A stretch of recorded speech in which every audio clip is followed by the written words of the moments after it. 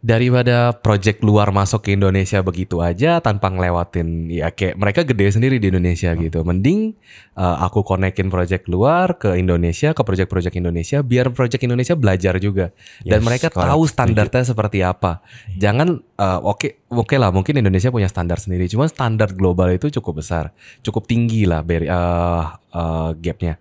Dan aku juga pengen bikin project Indonesia punya standar seperti itu dan bisa Betul. diadu lah di luar Yes, negeri. yes.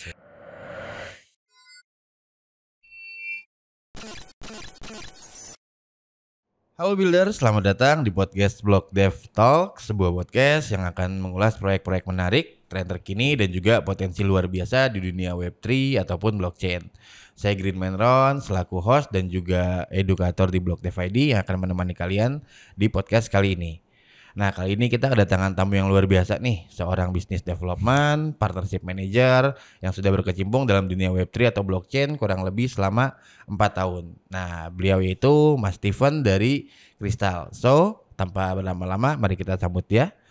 Halo Mas Steven, apa kabar? Gimana kabarnya? Halo Mas Ron, kabar baik. Kabar baik. Gimana tadi kesini jauh nggak Mas? Lumayan, 40 menit. 40 menit. Oke, aman tapi lah ya. Masih aman lah. Masih aman. Oke. Nah, aku langsung aja nih kita mau coba bahas-bahas dikit nih. Sebelumnya mungkin mau coba tahu intro awal mulanya nih Mas Steven terjun ke dunia Web3. Kalau boleh di-sharing sedikit. Boleh. Awal aku terjun ke dunia Web3 itu di 2017. Oke. Dulu terjunnya itu masih beli kripto doang karena waktu itu diajakin teman.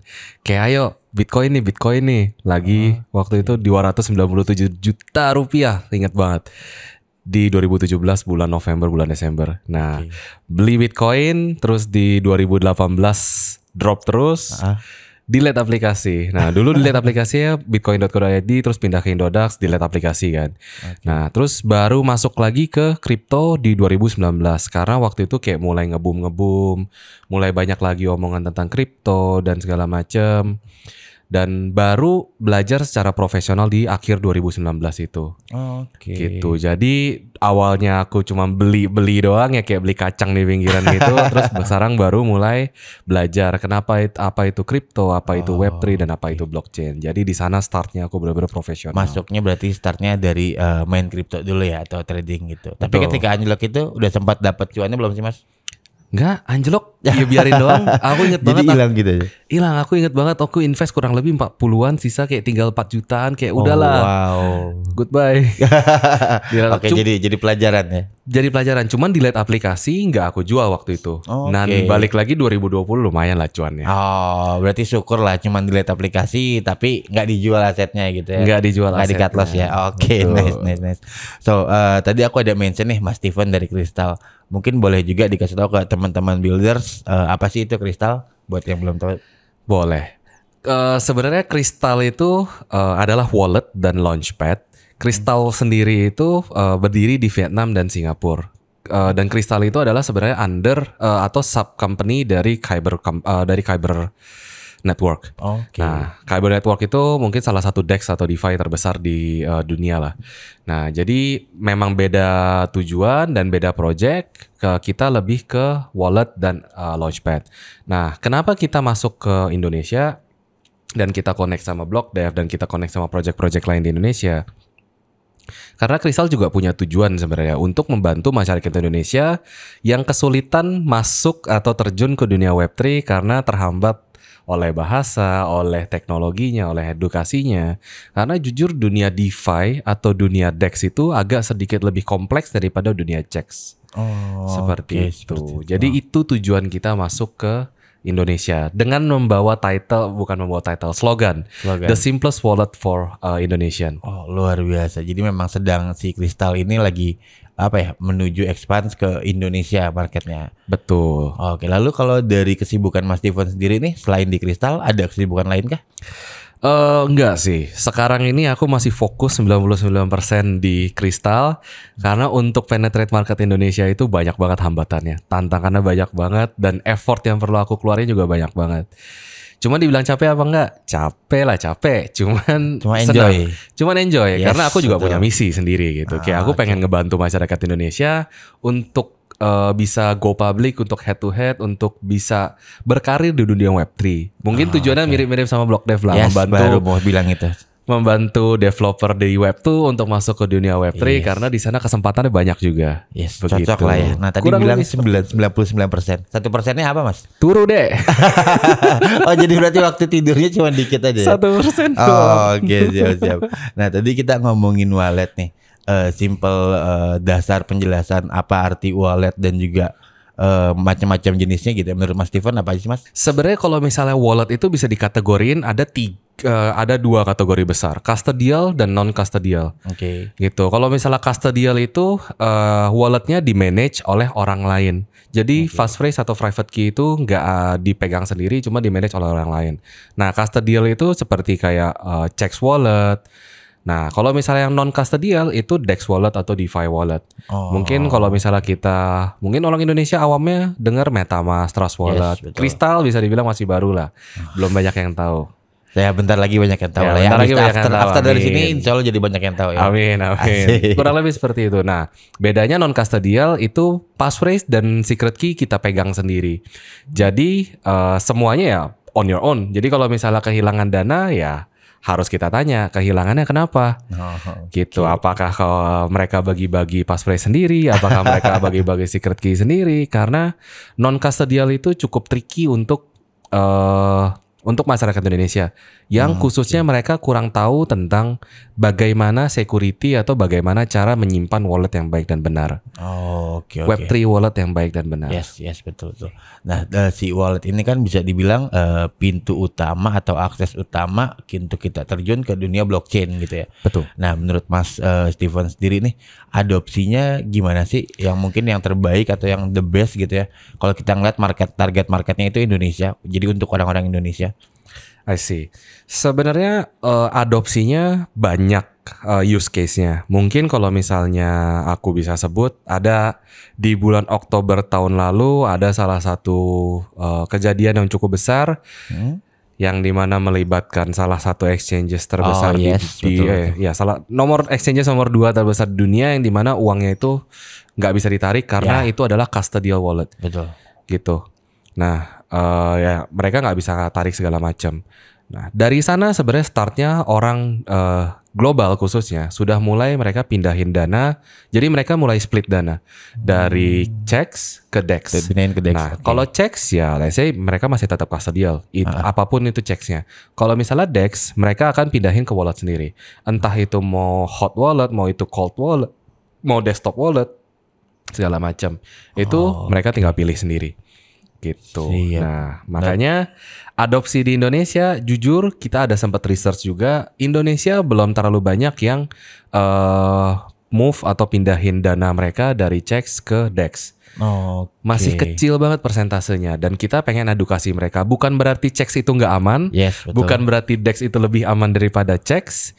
Cuman ada baiknya kalau misalnya kita sebar telur kita di banyak keranjang lah.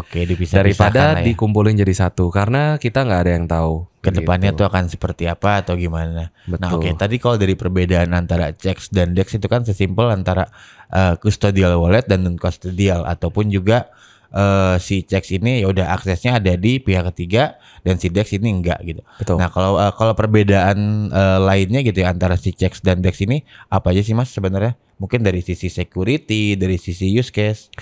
Sebenarnya kalau misalnya security bisa dibilang mirip-mirip lah atau sama. Chex karena yang hold itu adalah satu wallet yang dimana itu adalah let's say kayak kalau misalnya aku bisa sebut merek Binance namanya kayak kalau misalnya kita mau masukin dana ke Binance pasti Binance Hot Wallet. Nah kita selalu transfer ke walletnya Binance.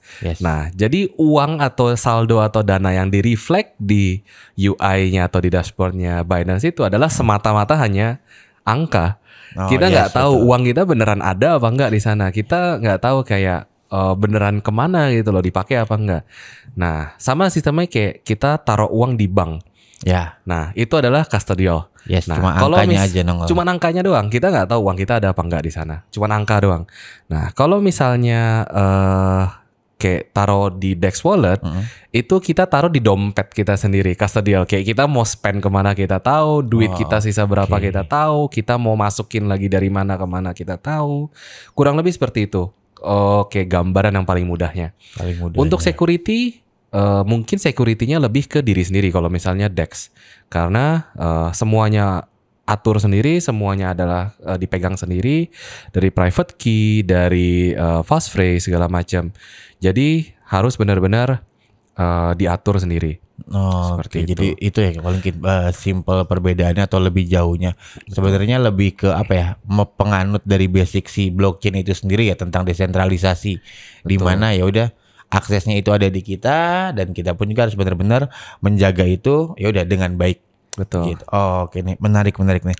Kalau aku mau coba gali lebih dalam lagi gitu ya, tentang adopsi Web3, mungkin adopsi wallet lah, khususnya kita kerucutkan oleh adopsi wallet sebagai pintu masuk ke blockchain di dalam Indonesia tuh ya. Kalau kita ngeliat karakteristik orang-orang Indonesia, kira-kira dari Mas Steven sendiri gimana sih gitu, harusnya nih yang bisa membantu mereka buat mengadopsi, tahu nih wallet fungsinya seperti apa atau apa gitu. Blockchain in general? Yes, in general. Ataupun dikerucutkan jadi wallet juga boleh. Nggak apa-apa, aku yang general aja. Sebenarnya kayak bisa dibilang blockchain itu kan ada dua lah, entah itu user atau dari user side atau dari project side. Nah, bisa dibilang project-project dari Indonesia itu ada beberapa yang go public, ada beberapa yang go global, cuman nggak banyak orang yang tahu. Nah, cuman banyak juga sebenarnya project-project potensial dari Indonesia yang ideasnya oke, creationnya oke, cuman nggak ada yang tahu gimana caranya untuk develop. Gitu, karena mereka terkendala dari network atau dari connection, atau mereka nggak tahu gimana caranya leverage idea mereka, seperti itu. Nah, sebenarnya basicnya satu masalahnya, mereka nggak ngerti. Educationnya kurang dalam hal apa? Mereka nggak tahu kayak sebenarnya yang lagi happening atau yang lagi hype itu di luar apa, atau sebenarnya ada ideas apa yang potentially bisa besar in future, gitu. Atau bahkan banyak project-project dari Indonesia yang nggak tahu kalau misalnya project global mereka sebenarnya lagi mengincar market Indonesia karena Indonesia itu besar sekali potensialnya, gitu. Nah, gimana caranya sebenarnya?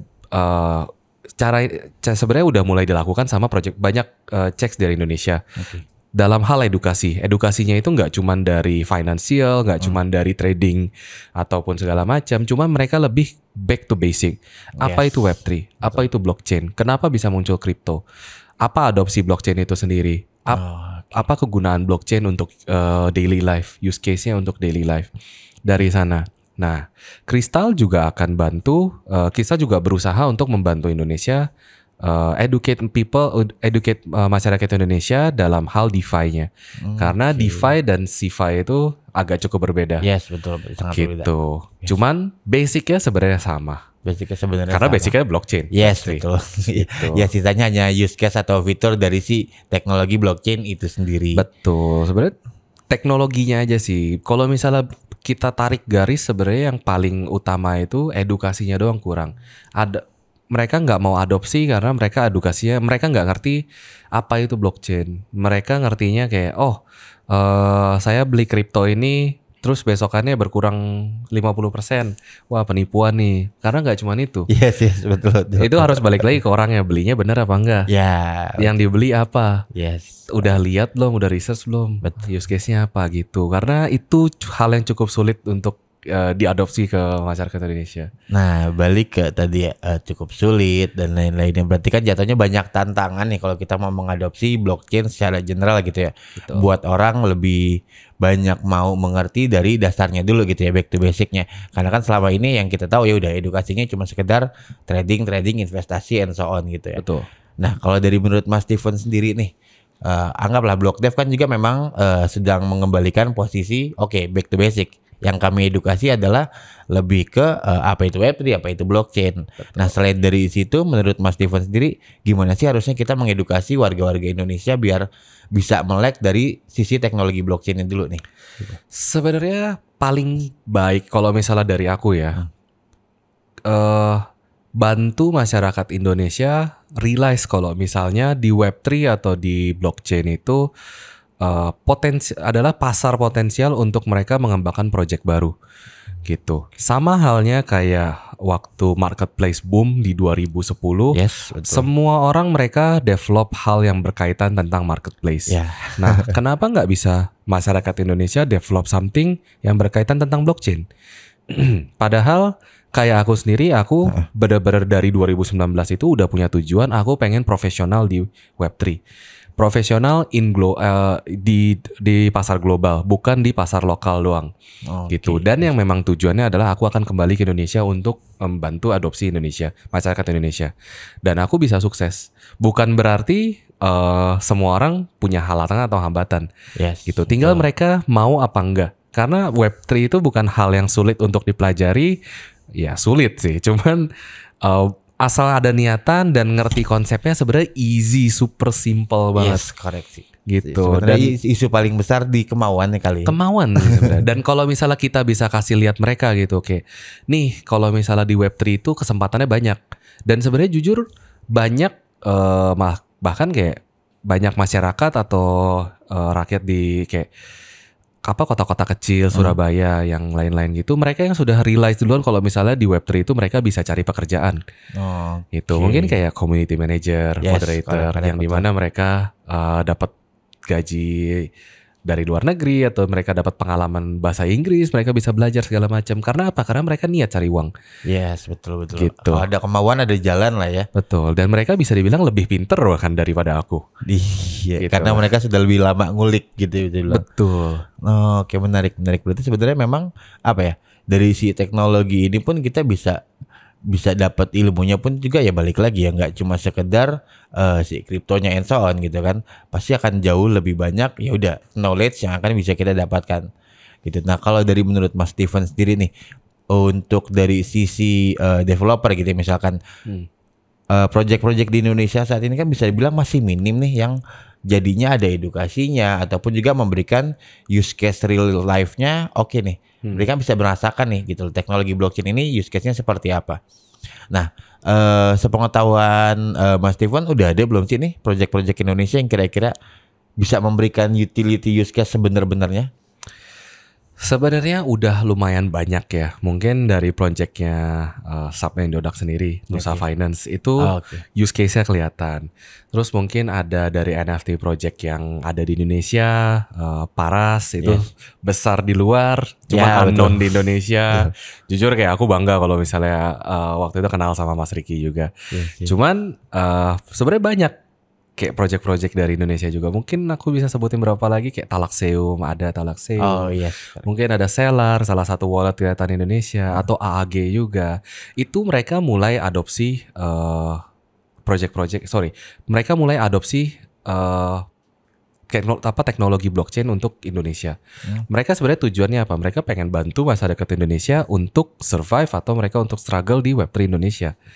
Karena mereka nggak, ya jujur kayak aku sendiri, kalau misalnya semua project luar negeri penetrate market Indonesia dan mereka besar di sini, kapan ada panggung untuk project Indonesia sendiri? Betul, gitu. Itu dia challenge-nya di situ ya. Iya, jujur kayak ya aku mau aja gitu bantuin mereka untuk penetrate market Indonesia. Cuman kapan ada panggung Indonesia? Daripada project luar masuk ke Indonesia begitu aja tanpa ngelewatin, ya kayak mereka gede sendiri di Indonesia gitu. Mending aku konekin project luar ke Indonesia, ke project-project Indonesia, biar project Indonesia belajar juga.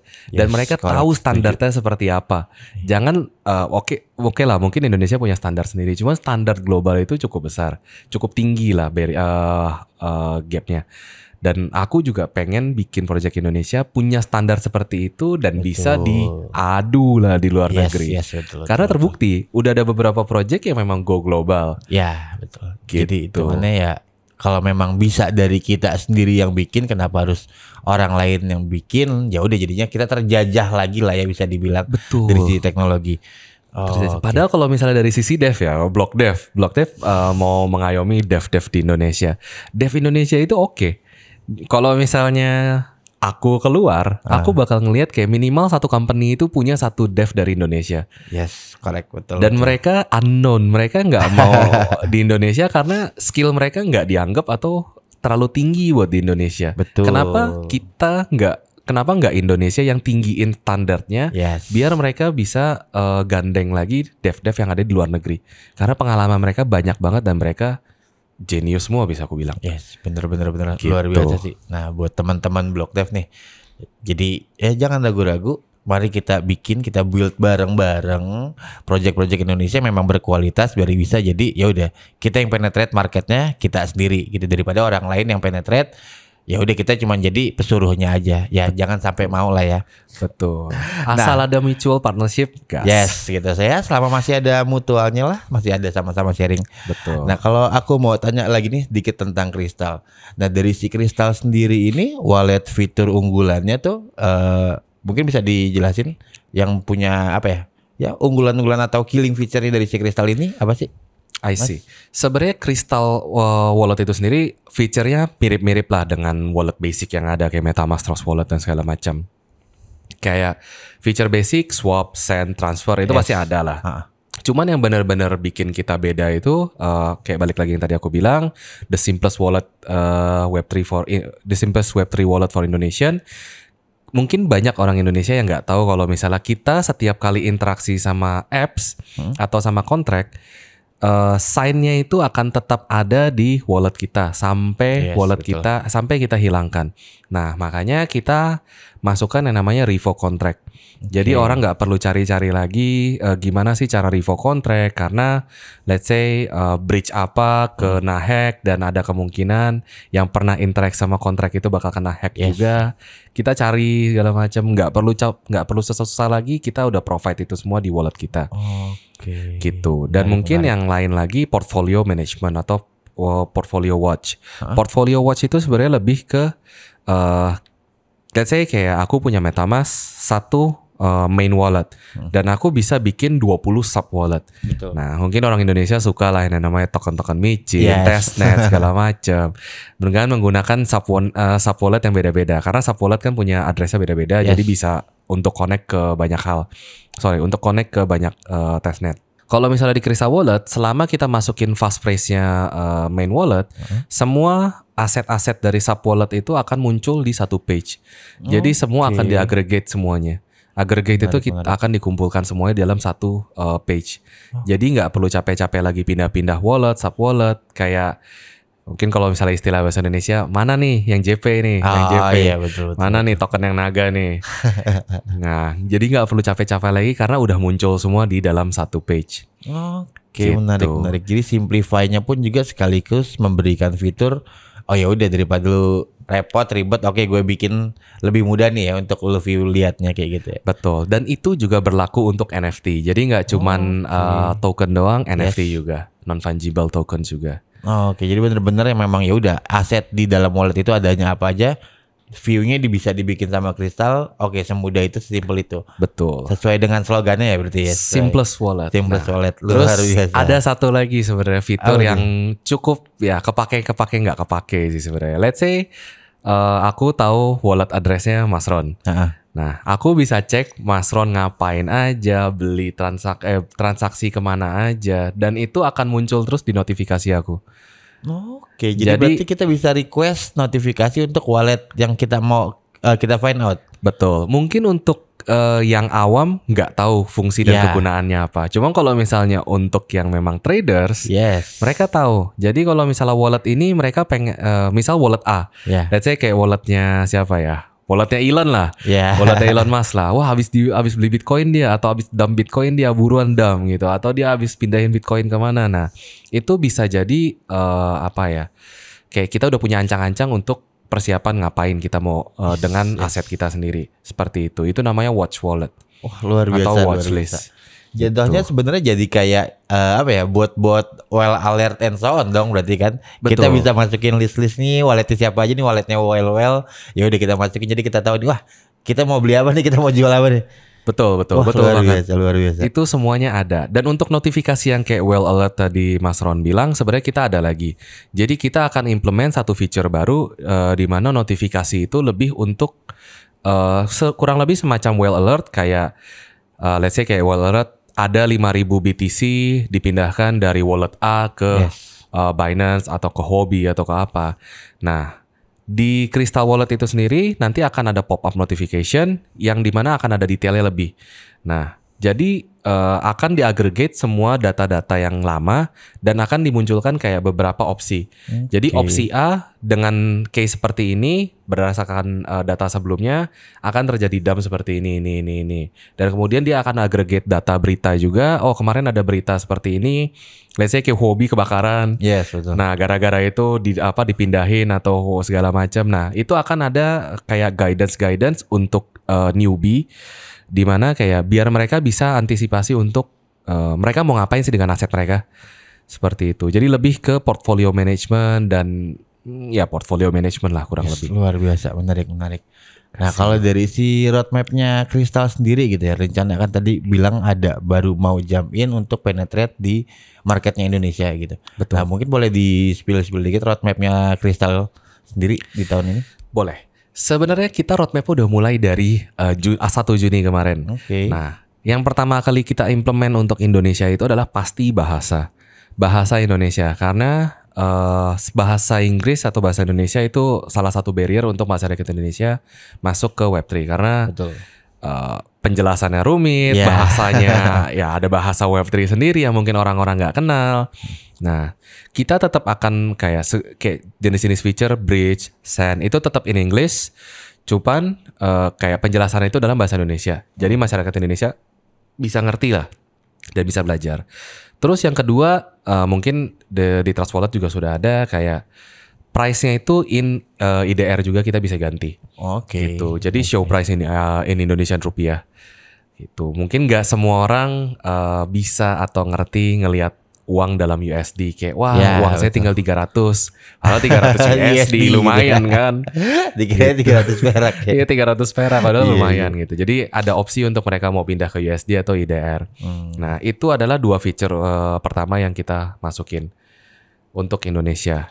Dan sebenarnya kita lagi mencari kayak mungkin teman-teman dev juga yang punya ide atau punya keinginan kira-kira feature-feature apa sih yang pengen masukin ke dalam wallet Crystal, itu bisa langsung request aja ke aku atau ke Mas Ron atau langsung ke Telegram grupnya Blok Dev kayak aduh pengen nih wallet yang bisa jajan Indomie di Alfamart. Bisa. Ya kayak begitu ya. Cobalah tinggal request aja. Kita akan coba develop feature itu kalau misalnya memang possible. Kalau misalnya memang nggak possible pasti kita akan tampung dulu.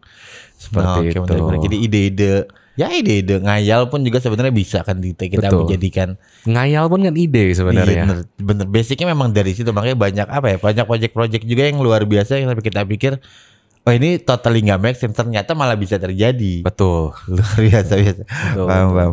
Oke, nah kalau aku mau tanya balik lagi nih gitu. Dari kita tadi udah ngomongin wallet, kita udah ngomongin tantangan, juga udah sedikit intro tentang dari si Crystal Wallet itu sendiri gitu ya. Nah, aku sedikit mau tanya kalau dari menurut pandangannya Mas Steven gitu ya.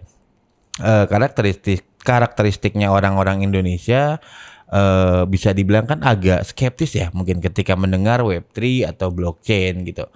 Nah, menurut Mas Steven sendiri peran pemerintah penting gak sih gitu loh untuk dalam membantu adopsi si Web3 atau blockchain ini?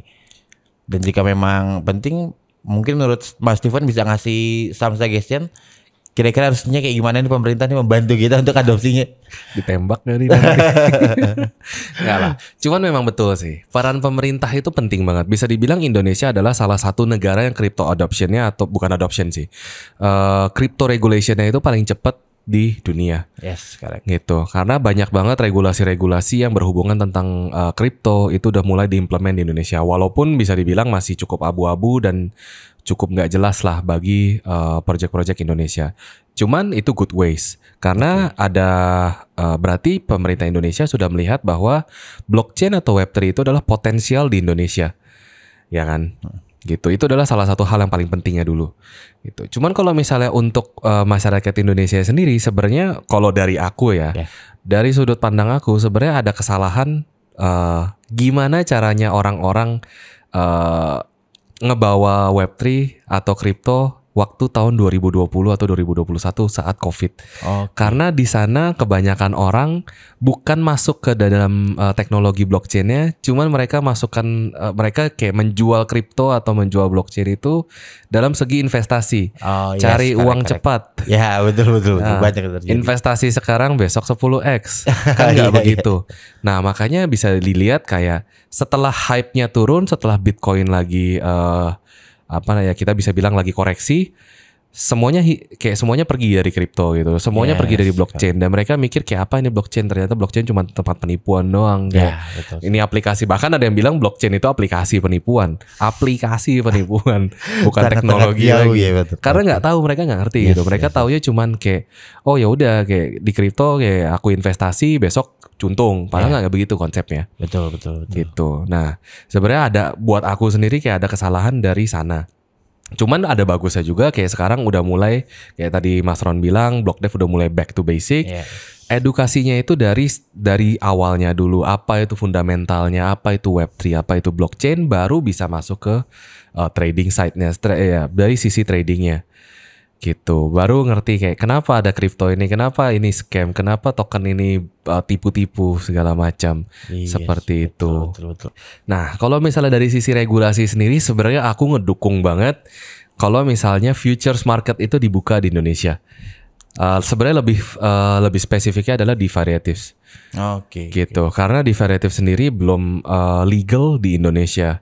Jadi yang baru legal di Indonesia itu sendiri adalah spot market. Yes, betul. Ya kan? Kayak sebenarnya kayak dengan derivatives market itu akan membuka peluang baru untuk project-project Indonesia untuk bikin project yang tentang DeFi. Betul, lebih banyak gitu. Jadi mereka nggak ada hambatan, mereka nggak ada ketidaktahuan atau ketidakngertian gara-gara ya nggak ada regulasinya atau nggak tahu betul. gitu loh. Daripada nanti mereka bikin dan mereka kena cekal atau mereka kena hambat regulasi dan mereka pusing sendiri ya. Makanya mereka kayak safe option mereka nggak bikin duluan gitu loh. Iya, jadi Padahal bumerang juga ya. Betul. Padahal DeFi itu bisa dibilang banyak di luar negeri mereka sudah mulai bikin project-project DeFi dan itu gede-gede dan bagus-bagus. Kita let's say simple kayak Kyber lah. Kyber dari Vietnam. 10 tahun lalu kita lebih di bawahnya Vietnam. Sekarang Vietnam di atas kita jauh. Dari segi apapun. Dari segi dev lah paling gampangnya. Gitu. Oke, so makanya ya udah biar kita nggak ketinggalan. Oke, kita setup find out basicnya apa dan segala macam, dan harapannya pun juga dari pemerintah bisa membantu untuk perkembangan dunia Web3 atau blockchain khususnya di Indonesia. Nah, kalau tadi aku lanjut lagi nih dikit dari regulasi tadi, kan sekarang regulasinya pindah nih untuk di Indonesia sendiri. Tadinya kan dari Bapepti lalu sekarang pindah ke OJK. Nah, menurut Mas Steven nih kira-kira apa ya? Kedepannya apakah akan lebih better, akan lebih cepat jadi bagus regulasinya atau gimana? Sebenarnya untuk perpindahan dari Bapepti ke OJK buat aku oke lah. Karena buat aku semoga aja itu kayak lampu hijau buat Indonesia untuk adopsi kripto atau Bitcoin sebagai sebagai ways of payment di Indonesia. Karena kalau misalnya dulu Bapepti komoditi dan kemudian pindah ke OJK yang di mana financial, ya semoga aja memang beneran bisa dipakai untuk alat pembayaran. Karena kalau misalnya dijadikan sebagai mata uang pembayaran atau alat pembayaran, berarti kan akan membuka kesempatan bagi dev-dev Indonesia untuk develop project baru lagi di Indonesia. Betul. Jadi semakin lebar lah ya terbukanya. Betul, akan semakin lebar dan ya bisa dibilang kita yang pertama kali mungkin implement free country tentang Bitcoin atau kripto atau segala macam. Bisa. Gitu. Semoga harapannya ke situ ya. Semoga. Nggak kerasa nih udah cukup lama juga, banyak juga kita ngobrol sama Mas Steven. Ya mungkin aku bisa minta sedikit info, ada yang mau disampaikan dari Mas Steven nih tentang event Kristal yang paling baru atau lagi ongoing, atau mungkin teman-teman yang belum tahu Kristal mau cari tahu lebih banyak, boleh bisa disampaikan Mas Steven? Boleh. Sebenarnya Kristal kita lagi ngadain mass trial campaign yang dimana kita sudah implement beberapa feature yang tadi aku sebut, itu dimana ada bahasa Indonesia dan ada show currency in rupiah segala macam, dan kita juga pengen minta feedback atau ide-ide dari masyarakat Indonesia tentang kira-kira fitur apa aja sih yang dibutuhkan sama Indonesia. Nah, itu bisa langsung kontak aja di Telegram grupnya blockdev.id, blockdev.id atau di Kristal Indonesia. Seperti itu, atau bisa langsung kontak Telegram aku sendiri di Steven4293. Oh, oke, Nah, siap. untuk Mass Trial Campaign itu pasti ada hadiah. Hadiahnya itu adalah NFT Dino. Oh, Jadi luar Dino biasa, punya Crystal punya ambasador, bukan ambasador, kayak punya karakter ambasador namanya Dino, dan Dino itu Oke. lucu-lucu lah. Lucu-lucu, punya Lucu-lucu. maskot sendiri deh namanya Punya Dino. maskot sendiri, betul. Luar biasa. Namanya Dino, dan itu bisa dikoleksi dan ya mungkin nanti akan ada use case-nya, cuma nanti akan dikasih tahu. Kurang lebih seperti itu. Oke, terima kasih banyak sekali lagi Mas Steven ketersediaan waktunya udah mampir ke talk show Blog Dev ID nih. Terima kasih juga buat teman-teman builders yang selalu setia menonton podcast kami. Jangan lupa untuk ikuti terus perkembangan dunia Web3 dan blockchain dengan follow sosial media kami yang ada linknya di bawah sini. Tinggal diikuti saja. So, mari kita belajar bersama dan ikut turut serta dalam membangun perkembangan teknologi Web3 dan juga blockchain khususnya di Indonesia. Saya Greenman Ron, izin pamit di podcast kali ini. Bye-bye. See you builders. Bye, thank you. Anda suka topik-topik seperti ini? Jangan lupa like and subscribe ya. Dan join Telegram Group Blog Dev ID atau klik link di description.